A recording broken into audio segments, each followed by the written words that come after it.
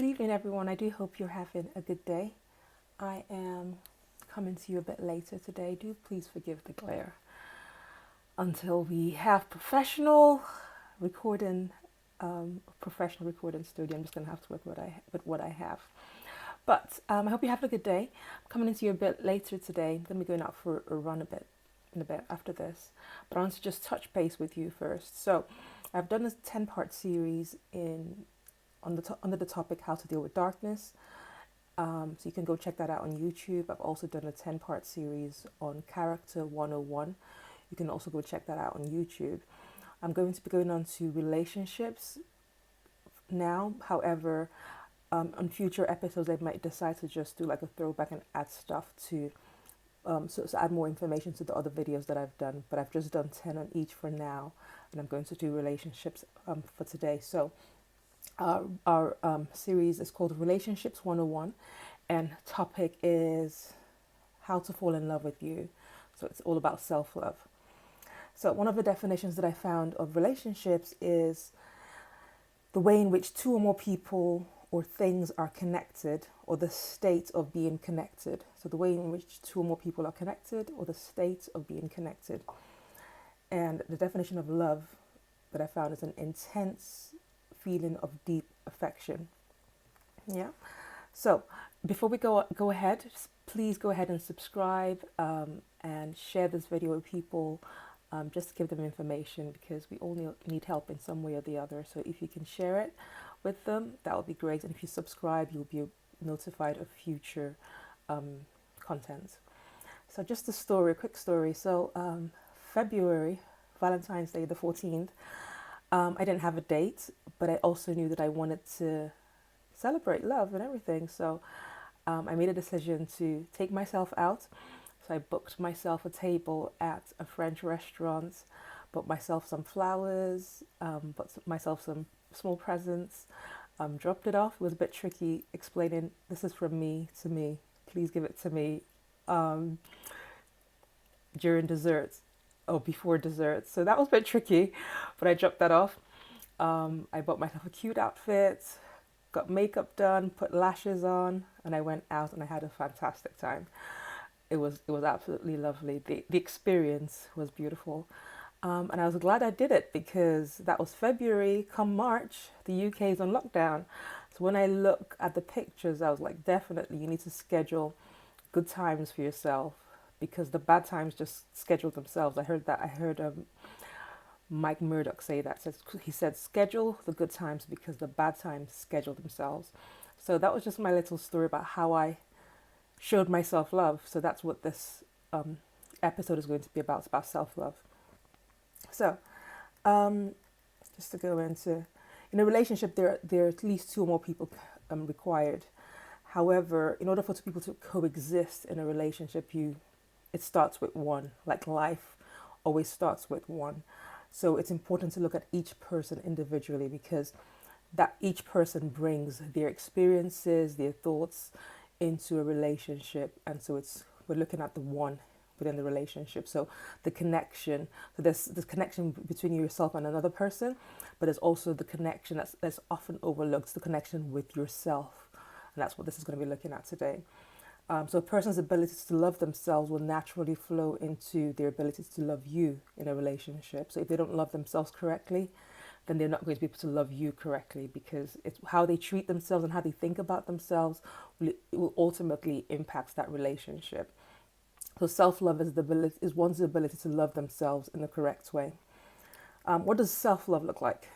Self-love can be seen when we are willing to spend time and money required to unlock happiness within us. So money itself can't make you happy, but the things that you buy with money can make you happy, can contribute to your happiness. So I took myself out to a restaurant. All of that required money, so that contributed to my happiness. So the time that it took to get my hair done, nails, lashes, all of that can contribute to happiness. The time that you spend at a spa, the time that you spend in self-development, that can contribute to making you happy. So self-love is willing to spend time and money to unlock that happiness. Self-love can also be seen when an individual knows their limits. So they are aware that if they give any more of themselves to a person or a project, then that will deplete them negatively, because we're always pouring out. But it's important that we take that time to pour in. So a person who loves themselves knows their limits, and they just they just say no because they know they can't give any more, without causing harm to themselves. So when they reach their limits, they communicate that in a loving way and say, no, I can't be a part of what you're doing, but thank you so much for thinking about me. Self-love is reflected in the thought life of a person. So a person who loves themselves uses positive, affirming words like beautiful, amazing. They're kind to themselves and their thoughts. Powerful. They use positive, affirming words when they talk about themselves, when they speak to themselves in their minds and sometimes out loud. And those words will eventually flow out to other people as well. So it's a natural thing. The way you speak to yourself, the way you think about you, will eventually impact the way you think and speak to other people. So we need to make a distinction between self love and selfishness, because I see a lot of selfishness out there in the world in the name of self love. Some people get it twisted. So let's just clarify what self love is and what selfishness is, just in case you don't know. So a selfish person places their needs over and above the needs of others. A person who seeks to love themselves acknowledges the needs of others without minimizing their own needs. So sometimes people can minimize their needs, and place the needs of others above their own. But a person who loves themselves sees your needs, but also sees their own, and then they seek to negotiate. So if it's something that needs negotiation, then they negotiate ways whereby both parties can either get their needs met all the way or part way. But it's never a case of going without on a consistent basis. Life is about compromise. Sometimes you're going to just have to let go of what you need for that particular point in time. But if it's something that happens over and over and over again on a consistent basis, whereby your needs are not being met, then you're not loving yourself correctly.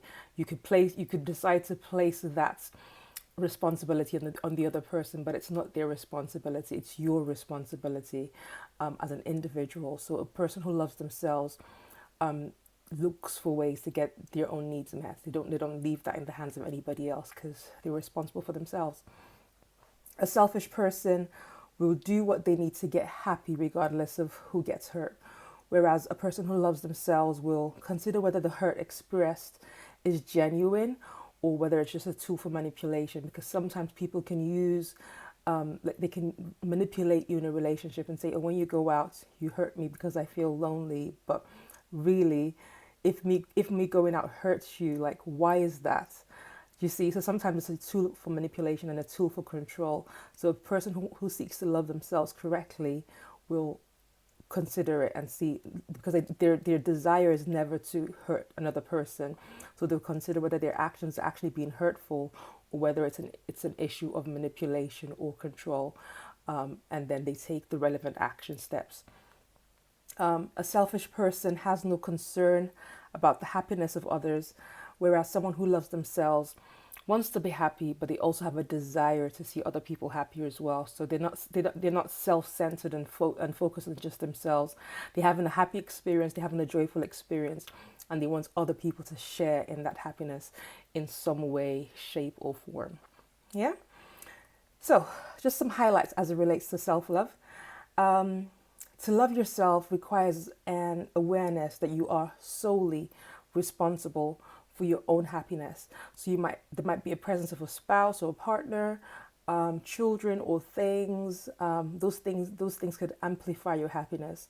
But ultimately, with or without those things and those people, you are committed to your own happiness because you are solely responsible for your own happiness. Another highlight is loving yourself requires effort.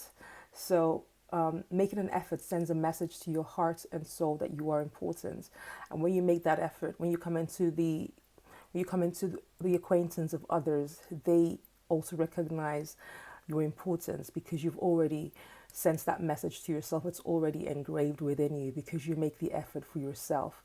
Because love requires effort, so it's a feeling of deep affection That's the definition. However, the evidence of that love always requires effort. So be it showing love to yourself or to other people, just saying I love you is never enough. It's sweet, it's kind. However, eventually you will need to show evidence of that love. So it goes more than just words. It requires effort. So starting off with yourself, you're going to need to put in the effort for yourself to show love to yourself so that you can show love to somebody else in a relationship. Self-love is a daily practice that cannot be allowed to slide. So just because I took myself out to dinner in February doesn't mean that I must never show myself love again. So I want to stay healthy. So evidence of that self-love is going for exercise on a weekly basis. So self-love, you need to commit to that daily. And it involves the whole person. It's not just one aspect. So it's the spiritual elements, the emotional element, the physical elements, the mental element, the financial elements. So self-love, it's not just, it doesn't focus on just the one element, how you look or what you spend money on, but it's the whole person. Okay. So how do you fall in love with you? How do you start? Number one, forgive yourself. Forgive yourself for the misdeeds of the past, because essentially sometimes people like live in regrets and saying, oh, if I knew better, but the reality is you didn't. So beating yourself up over a situation that happened in the past based on the information that you had at that time is futile. It's a waste of time. Learn from the situation, forgive yourself, and move on. Because when you're able to forgive yourself, you're then able to forgive others. Sometimes people find it easier to forgive other people than themselves. They beat themselves up consistently. That is not self-love. That you're not doing yourself any good. So forgive yourself. Let the past be the past. Learn from it, but move forward. Next, commits to doing the inner work. Like, it's not, again, like I said, love takes effort. So a big part of self-love is committing and taking the time to do the inner work. Getting to know yourself on a deeper level, not just on a superficial level.